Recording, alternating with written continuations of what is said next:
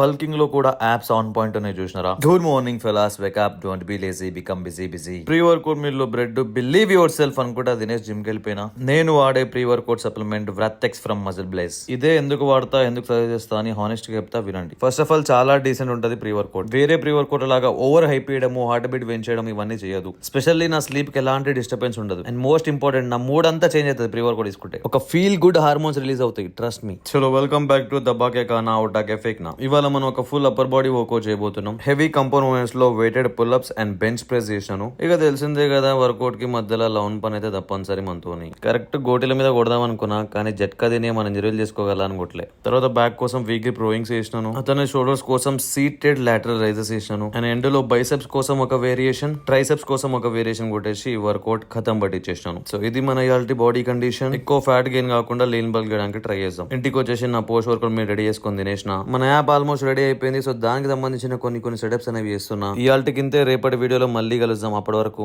గట్టిగా ఉండండి.